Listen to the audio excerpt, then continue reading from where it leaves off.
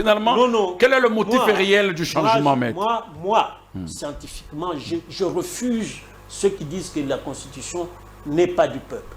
Parce que la Constitution le dit clairement. Nous, peuple congolais, adoptons, déclarons solennellement adopter la présente Constitution. Merci. Et moi, nous devons la changer. Mais pour la changer, elle régente encore les institutions, la vie politique, jusqu'à ce que nous ayons la nouvelle après son adoption par le peuple à des référendums. Aujourd'hui, s'il y a changement de constitution, dans le contexte actuel, à qui profitera ce changement? Au peuple ou au chef de l'État?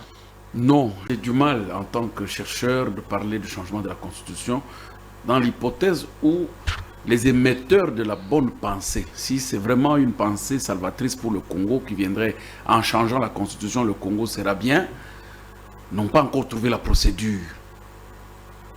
Parce que quand vous avez, il y a deux sortes, il y a l'abrogation express et l'abrogation implicite.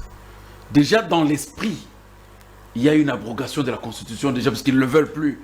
Hein, tu vois, nous ne voulons plus.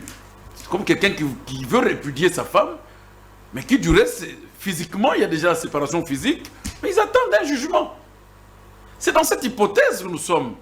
Les émetteurs, Maître Bondo, ne veulent plus de cette Constitution, malgré qu'ils se promènent avec. Spirituellement, ils ne sont plus attachés à ce document parce que c'est un mauvais document. Mais ils attendent un jugement définitif de divorce. C'est presque ça. Je fais une similitude. C'est presque ça. Alors, voir Maître Bondo continuer à lire un document dont il n'est plus marié spirituellement, mais physiquement, il nous fait dire que non, cette issue, on trouve le droit inaliénable du peuple. Non, c'est un contraste. Certes, nous disons le changement, nos amis doivent se plier, que même si c'est pour l'avantage du chef de l'État, mais que ça se fasse sans velléité politicienne au préalable. Il faut d'abord mettre l'intérêt du peuple en avant. Et l'intérêt du peuple se trouverait en lui-même, le chef de l'État, qui, jusqu'à preuve du contraire, est le mari de notre mère. Sur base de quoi vous avez dit qu'il peut déclarer que la Constitution tombe? Sur base de quelle loi?